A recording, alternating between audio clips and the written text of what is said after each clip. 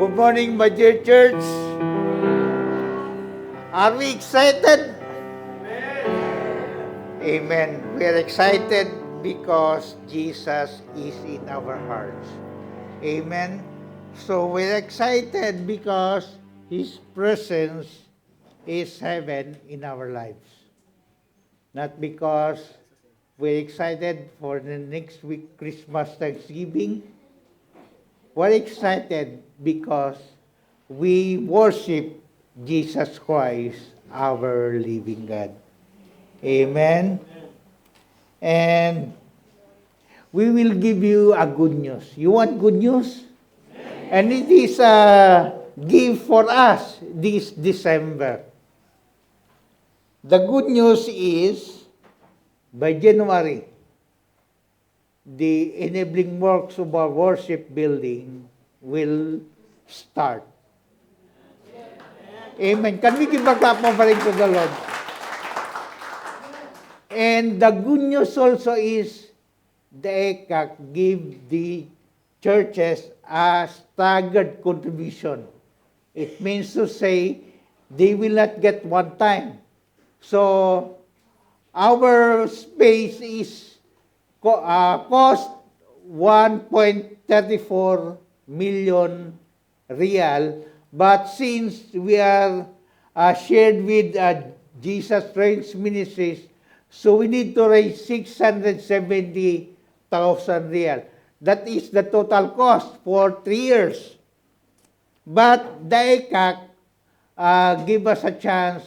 They get only the staggered amount. Mean to say, we will not give, or each churches will not give one time the amount. So, yesterday they asked only 5%. So that the enabling work can start.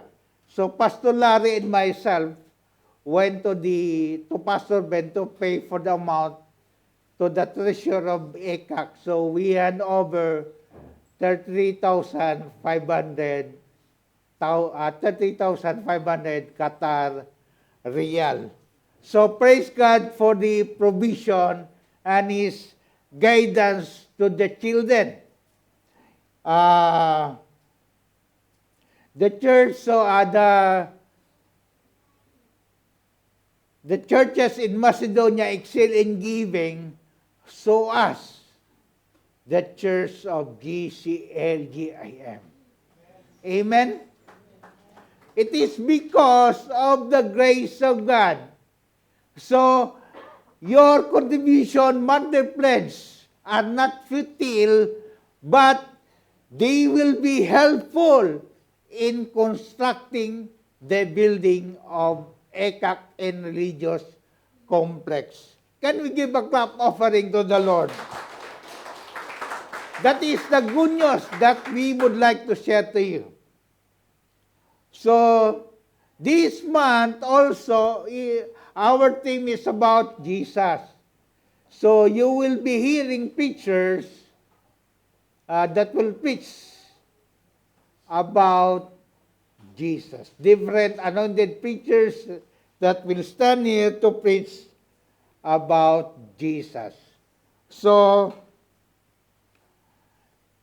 this morning, the title of our message is Jesus is the reason. Jesus is the reason.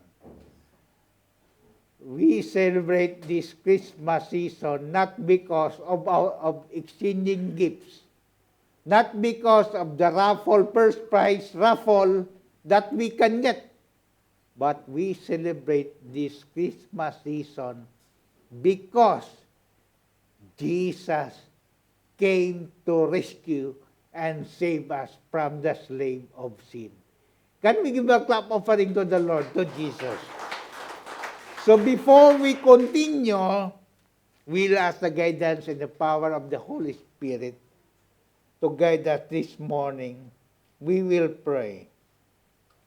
Lord, we thank you. We magnify your name. We intone your name on high, O Lord God. Thank you for anointing Thank you, Lord, for your wisdom, knowledge, understanding that you have supplied to your children. Indeed, Lord God, you are a great God whom we worship. Jesus, hide me in your presence that only your glory will be seen by your congregation. And at the end of the day, there is one name to be glorified, only Jesus Christ, the living God. Lord, let the power of the Holy Spirit be with your children in order that, Lord God, we could understand your words from your throne of grace and apply it in our daily lives. Thank you, Lord. Have your way in the midst of us. Your presence is heaven to these hearers. We thank you and we magnify your name. In Jesus' name we pray. Everybody will say, Amen. Our text is found in Luke chapter 1, verses 26 to 38.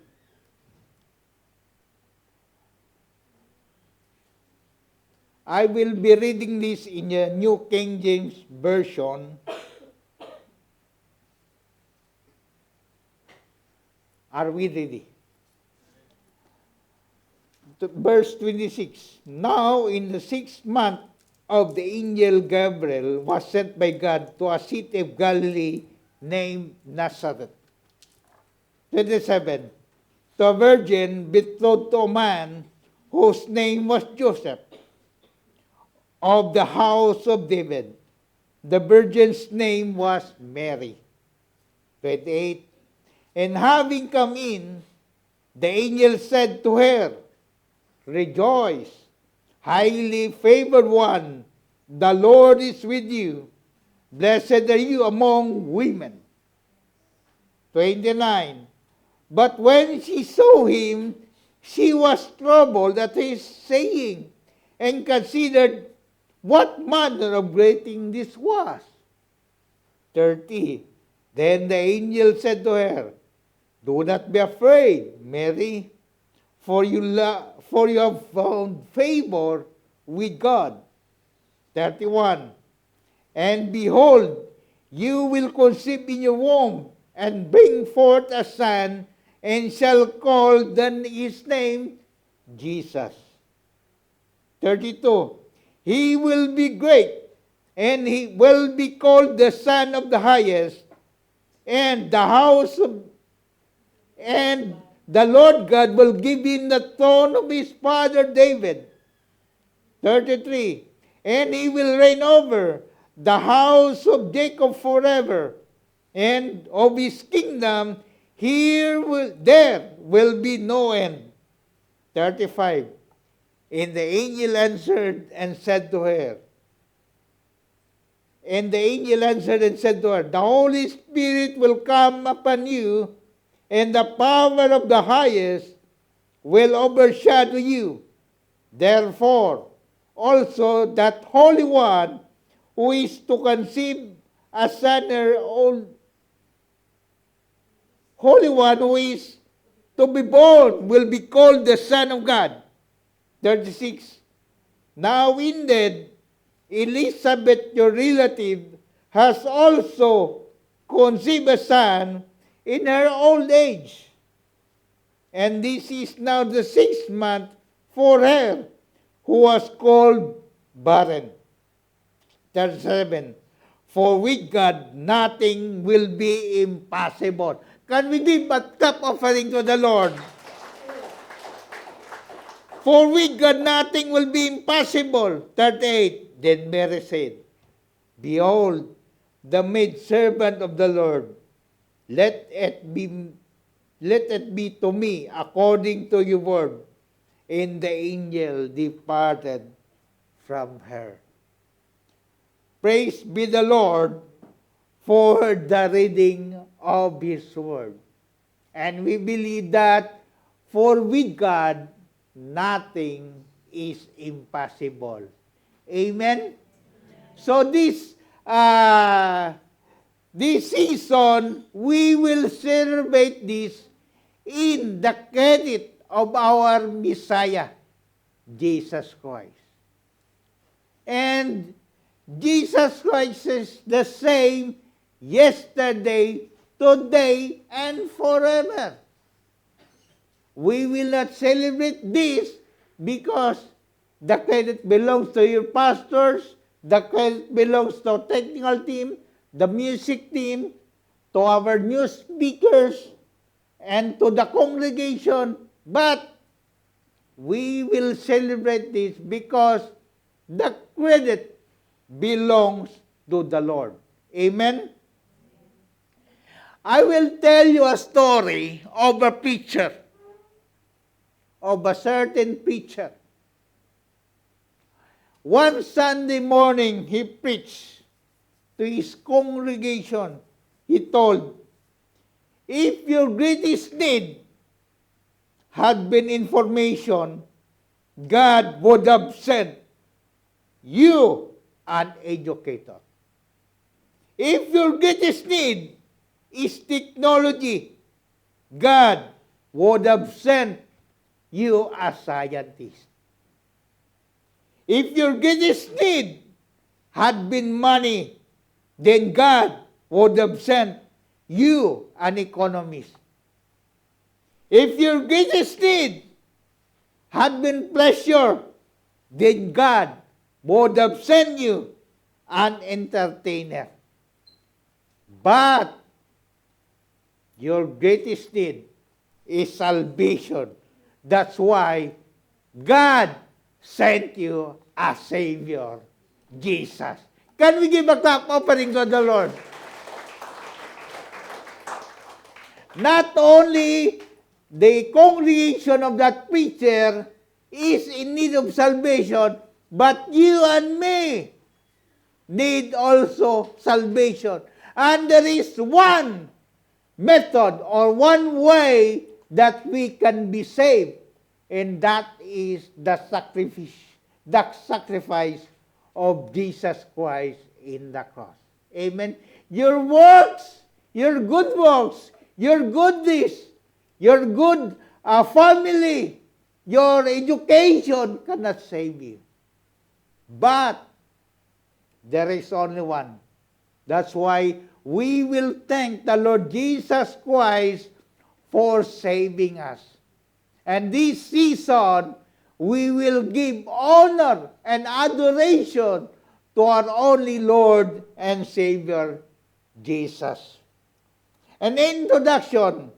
Christianity historically has affirmed the uniqueness of Jesus, the incarnate Son of God, and the name Jesus would have special meaning for all people because it is derived from a Hebrew word that means Savior, and it signifies the promise of one who saves God's people. And this prophecy was fulfilled through Mary.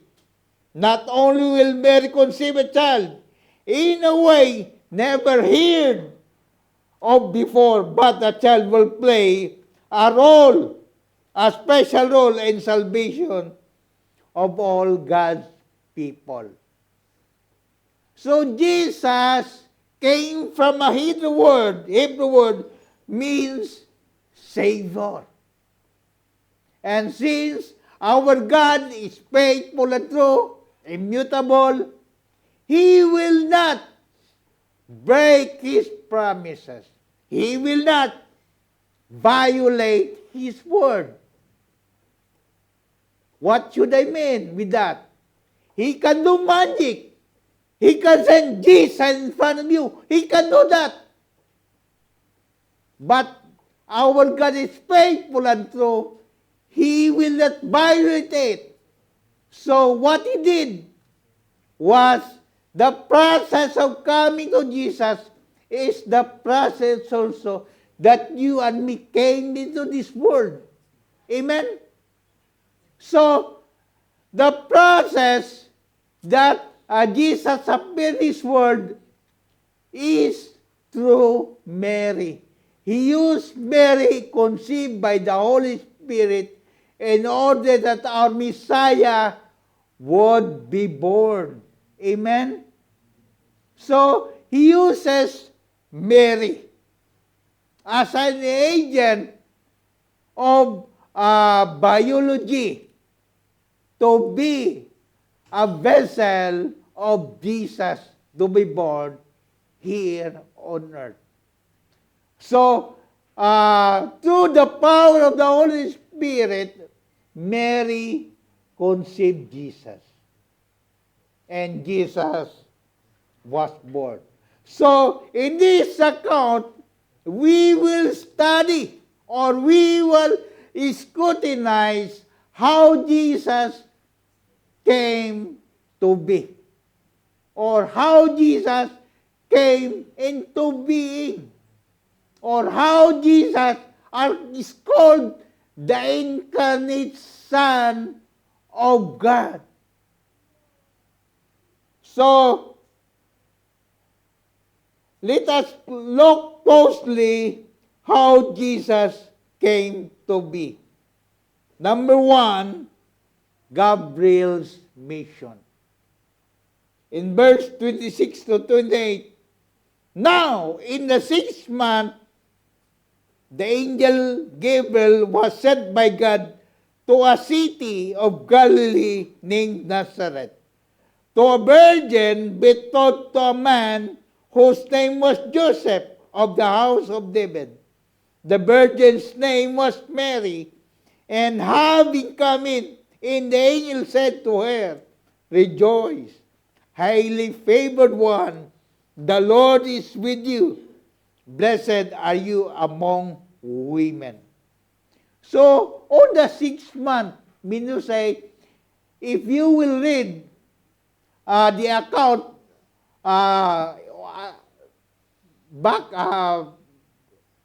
backward, Angel Gabriel was sent by God to the place where Elizabeth lived. So, Elizabeth that time was pregnant for 5 months. On the 6th month, the angel, God sent Angel Gabriel to Mary. So, mean to say, on the 6th month of Elizabeth, of the 6th month of her pregnancy, God sent Angel Gabriel to Mary. So, mag-anim na buwan na sa Elizabeth, and pinadala, or God sent Angel Gabriel to Mary. And that is his mission. So, the mission of Angel Gabriel is to proclaim the good news to Mary. Even though there is perplexities in the side of Mary, but the mission of God to Angel Gabriel is to give or to declare good news to Mary.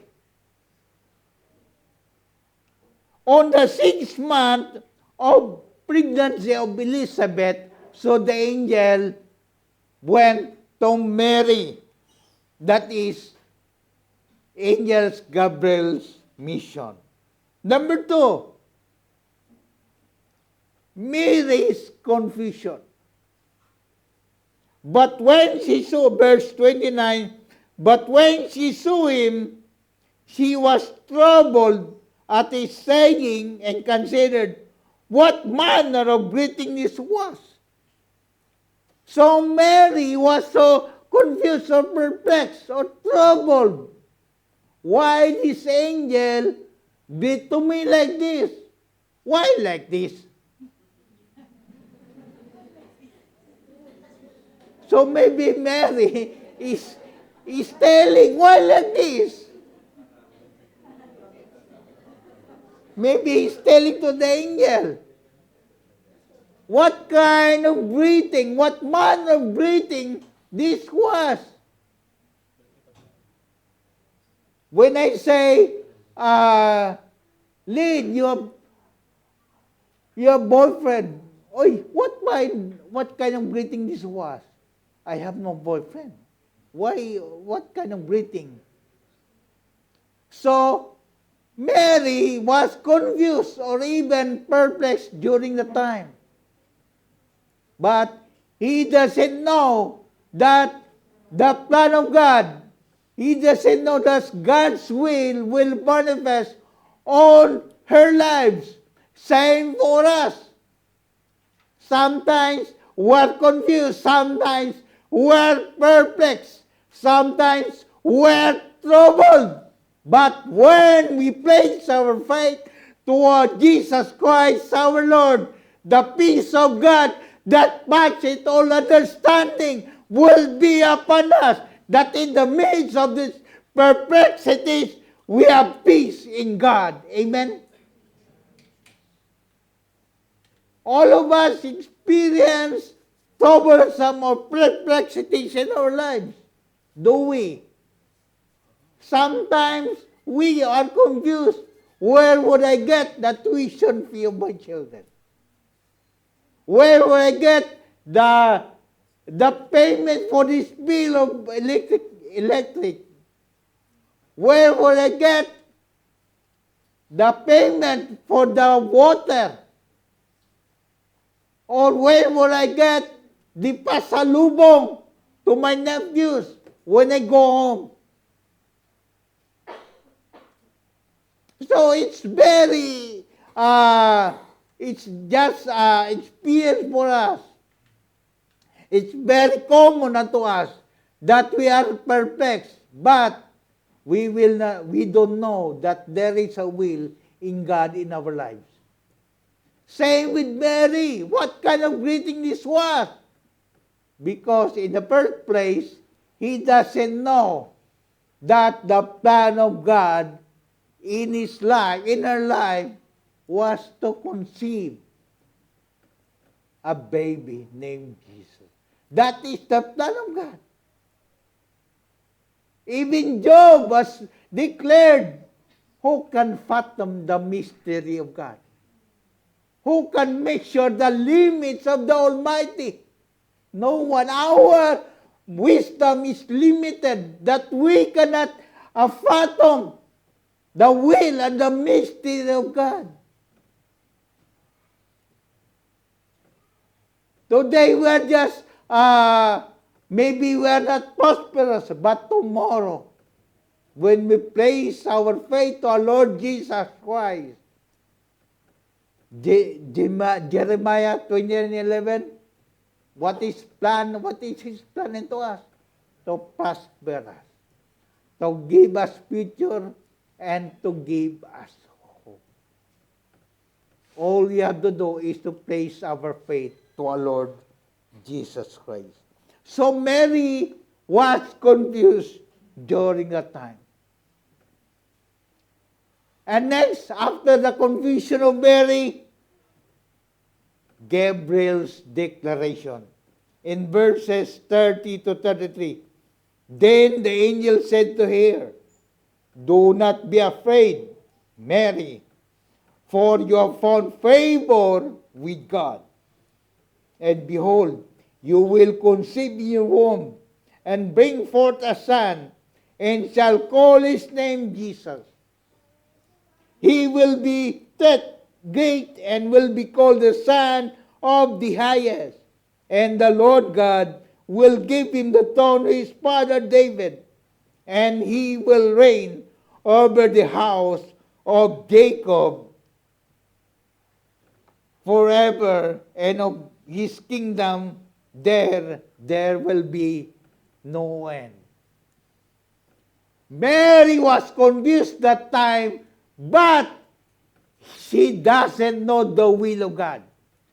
And the will of God was declared by Angel Gabriel. And the true Angel Gabriel, the will of God, was declared to Mary. And Angel Gabriel said, do not be afraid, Mary, for you will conceive a son, and you will call him Jesus, and he'll be the King of Kings, and he will inherit the throne of his father David, and he will reign over the house of Jacob forever, and of his kingdom there will be no end. That is the will of God to Mary. He will be the vessel of Jesus Christ. And Jesus Christ will be born as King of Kings, Lord of Lords, and Prince of Peace. All Mary was doing is to obey the Lord God, or to obey what was declared by angel. Because the declaration of the angel Gabriel came from God. It is the will of God. Sometimes, some of us lack obedience before the Lord. And the secret of prosperity is to obey the Lord. In the book of John, he said, if you love me, obey my commandments. Do you love the Lord? Amen. So obey His commandments. We're living in the end times that the increase of the wickedness are rampant in our society. The love of many will grow cold. People are disobedient to parents. People are disobedient to the superiors. But we as Christians, we need to obey the commandment of the Lord. Regardless of the circumstances that we will face, we need to obey the Lord God. Amen? Because our hope is found in the Lord God, our Savior. Not on our wealth, not on our resources, not on our friends, but our hope is found in Jesus. Jesus Christ is the author and the finisher of our faith. Amen? So huwag tayong bumitaw. In these last days, we need to be firm in our faith. Because what had been declared by Angel Gabriel to Mary is the same declaration of Jesus Christ to us. He will never leave us nor forsake us. Because we live a righteous living and we are Christ-like, we need to reign. We have to reign over the power of darkness. Amen? Same as the angel Gabriel declaration to Mary. Mary, you will bear the name, you will bear a son. You will conceive a son, Jesus Christ. And He will reign forever and ever. He will be a righteous one. So whatever the declaration and will of God in our lives is found in His book.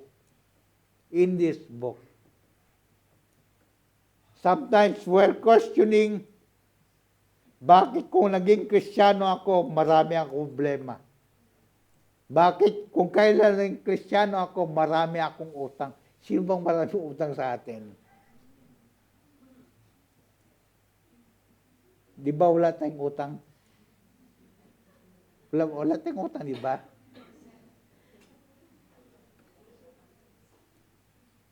God is just testing our faith. Amen? God is just testing us. God is just testing our standing before Him.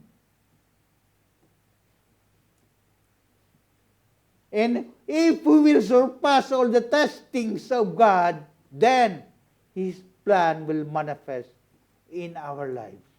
He will prosper us. He will give us hope. He will give us future. Amen? So this is the declaration of Angel Gabriel to Mary. Mary, you will conceive the son. You will conceive a son, and he will reign over the house of Jacob forever, and of kingdom will be no end. And number 4, after the declaration of the angel, Mary's question. Verse 34, then Mary said to the angel, how can this be, since I do not know a man? This is not the question of doubt. This is not the question of doubt. This is the statement of honesty.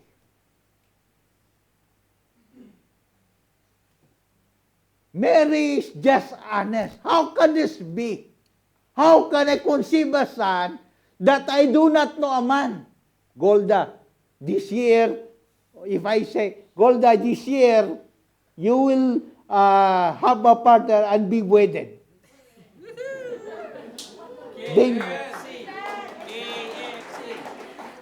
Then Golda will ask me, how can this be? I don't have boyfriend. Ganon yung statement of Mary. Mary is just honest. How can this be? How can I wed somebody? I do not boyfriend. Sino bang binata dito?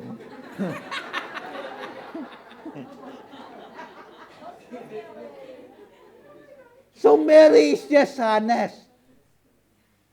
Mary is just honest. How can I conceive? Jesus, I do not know a man. He is just honest with himself. Sino ba sa inyo naghanap ng boyfriend? Sa lahat ng mga dalaga dito. Sino sa inyo naghanap ng boyfriend? Taas kamay.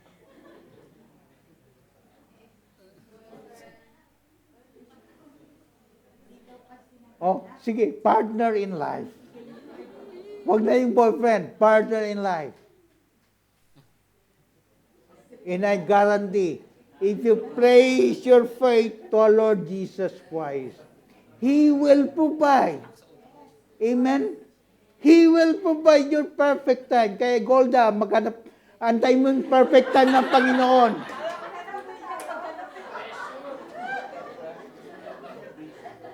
Kaya nga tayo mo yung perfect time ng Panginoon. God designed everything on your behalf. Diba? Mary is just honest with herself. I have no boyfriend. I do not know a man. How can this be? How can I conceive? The angel told unto her, after Mary's question, number 5, Gabriel's solution.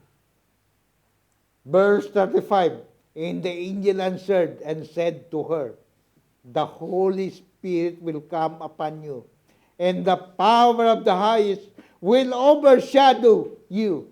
Therefore, also that the Holy One who is to be born will be called the Son of God. So, Mary has a question. How could that be? I never known a man. How can I conceive that Jesus? I never know a man. But the angel has a solution. Mary, do not be afraid. The Holy Spirit will come unto you.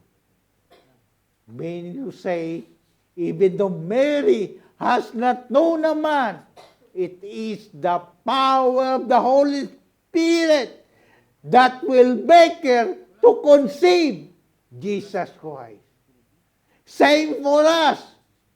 Even though we lack nothing, we lack everything, or we lack something, but it is the power of the Holy Spirit that will supply something in our lives. Amen? We need to place our faith for Jesus Christ, and we need to place our faith to the power of the Holy Spirit. Because He alone suffices. In all our lives, in all our works, in studies, in businesses, sometimes we lack. But if we place our faith to the power of the Holy Spirit, He will supply according to His riches and glory in Christ Jesus. Amen? So, same with Mary. How can I conceive Jesus? I never know man. But the angel has a solution. Mary, don't worry, because the power of the Holy Spirit will conceive or will make you conceive Jesus. Amen? Kaya nga, Golda, don't worry. The Holy Spirit will provide somebody.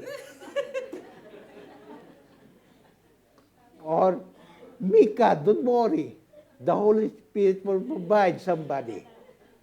Golda, wag mo na ikaw, ha? Si Mika na lang. So, do not worry if you have partners, if you do not partners for today. Just believe in the power of the Holy Spirit. Because He will provide somebody or something according to His riches and glory in Christ Jesus. Amen. May nakita ko kanina. Mamaya, sabihin ko na lang.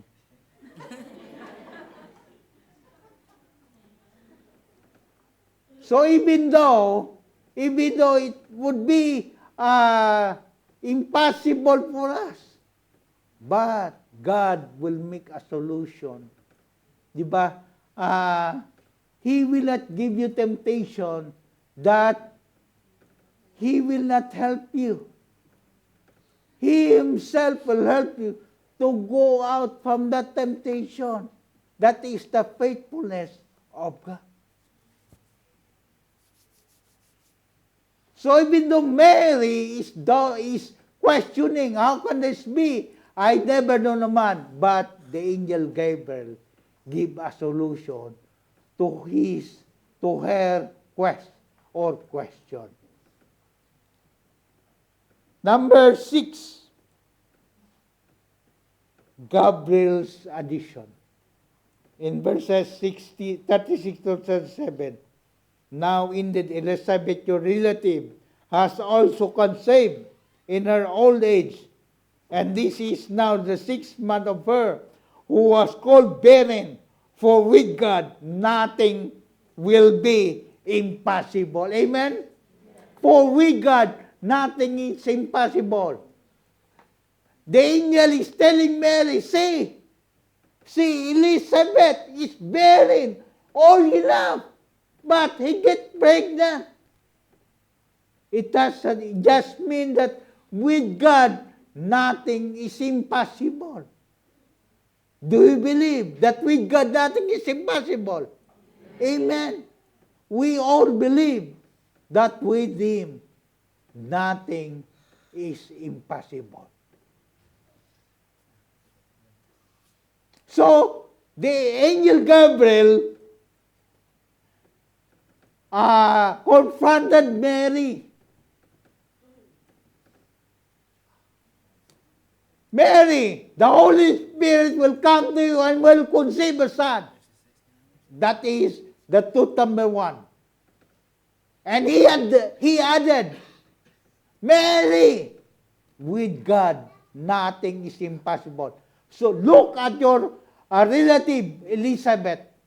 He is old enough, she is old enough, and barren, but she get pregnant.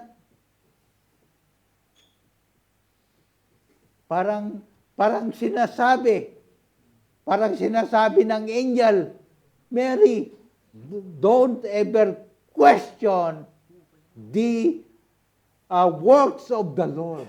He can do anything. Amen? And He is telling His church that He can do anything.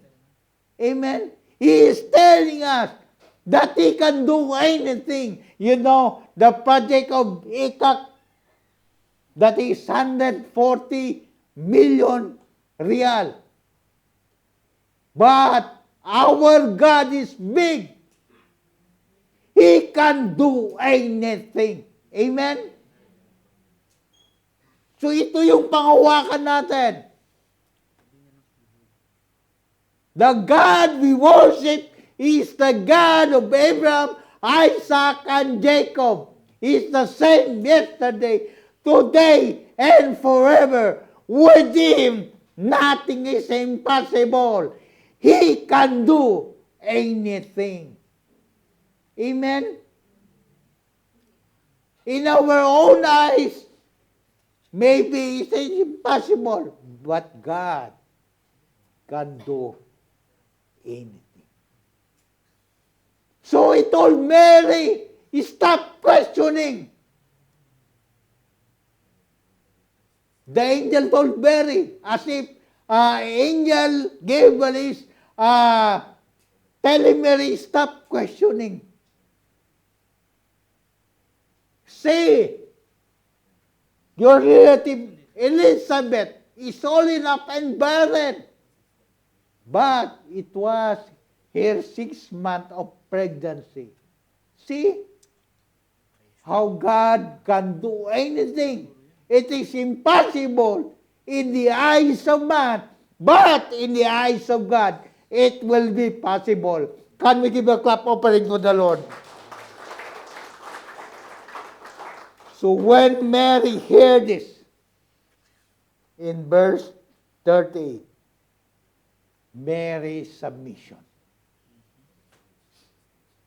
Number 7 point, Mary's submission. In verse 38, then Mary said, behold the maidservant of the Lord, let it be to me according to your word.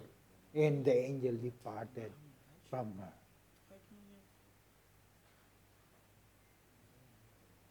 So when angel Gabriel explained what God had done to his relative Elizabeth, then Mary submit to the declaration of the angel. And he said, let it be done unto me according to your word. That is Mary's submission to the will of God. And we need to submit to the will of the Lord in our lives. Amen. We need to surrender. We need to yield. We need to give ourselves before Him. We need to submit to Him. Huwag tayong magsabi sa sarili natin na kaya natin na walang Diyos. No, no. We cannot do anything without the power of the Holy Spirit. In Zechariah, it is not by our might, it is not by our power, but through the power of the Holy Spirit. We need Jesus in our lives. We need Jesus in our church. We need Jesus in everyday living. We need Jesus in this last age. Because without Jesus, we are nothing. You and me will not exist in this world. So we need Jesus in our lives. Amen. Even though Mary is questioning Angel Gabriel, but at the end of his question, he submit to the angel because he saw or he know the truth that his relative Elizabeth has been bearing and pregnant during the time. has been barren and old enough not to be killed, but God made a miracle. And today, God is in the business of doing miracles. Amen? And we will hold unto the promise of the Lord, because He will never leave us nor forsake us. If He can do to Mary, if He can do to Elizabeth, the miracles that He has done long time ago, He will do to us in this present age. Because He is the same yesterday, today, and forever. That's why we need to worship the only one Messiah, Jesus Christ. Amen. In conclusion,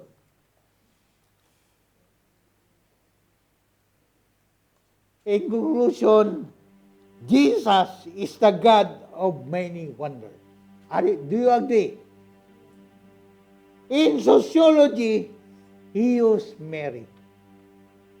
In biology, He was born without the normal conception. In chemistry, He turned water to wine.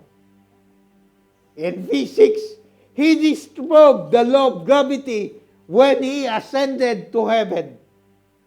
In mathematics, He determined the value of X by a miraculous catch of fish. In economics, He disproved the law of demand and supply by feeding 5,000 men with 2 fish and 5 loaves of bread. In medicine, He cured the sick, the lepers, the blind, without administering a single dose of drugs. In history, He is the beginning and the end. In government, He is the King of Kings. In engineering, He is the bridge that connects people to the Father. In architecture, He is the chief cornerstone. In theology, He is the way, the truth, and the life. In law, He is the greatest advocate. In religion, He is a great high priest. Jesus is a servant, yet they called Him master. He was not an education graduate, yet they called Him teacher. He was not a medicine graduate, yet they called Him healer.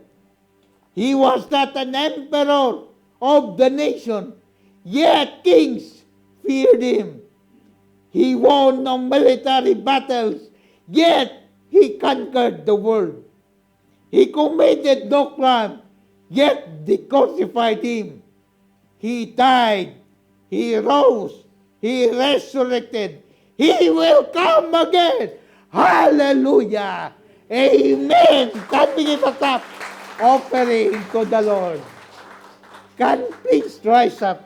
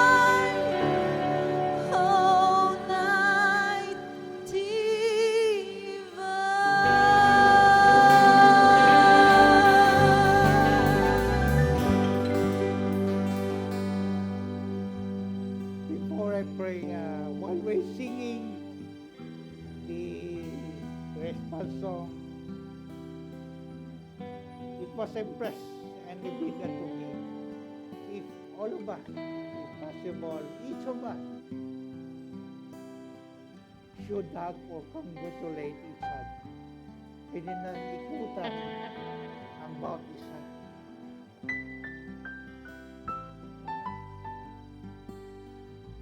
Ikutan natin ang bawat isa and hug and even greet each other as a sign of love natin sa bawat isa. Amen. Pwede natin ikutan ang bawat isa.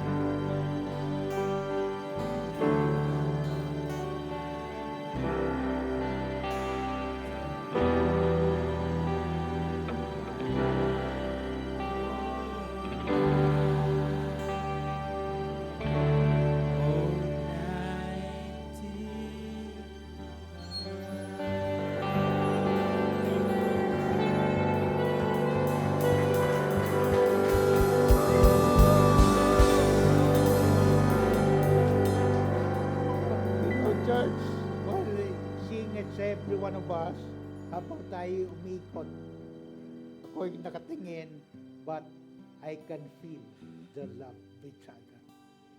Amen. Maybe some of us, or I myself, is emotional of what I have seen.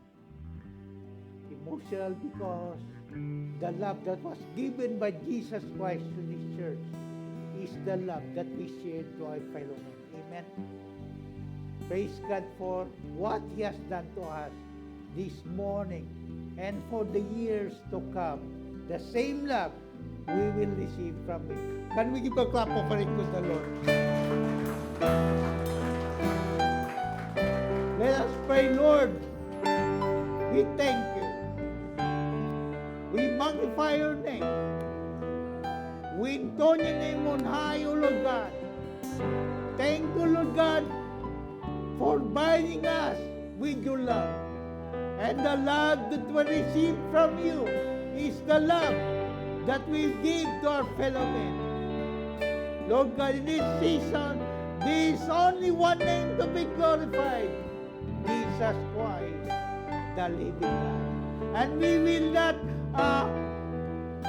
stay away from our faith before you.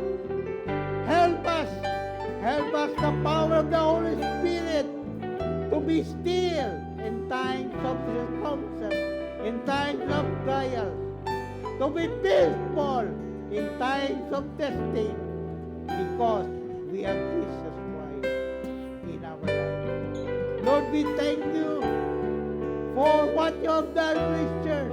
We thank you, Lord, for you never fulfill, for never fail to fulfill your promises. You will never leave us, nor forsake us. Even, Lord God, we experience these different kinds of afflictions, but we have peace because Jesus Christ is in our life. Help us, O Lord God. Help us for the years to come, O Lord God.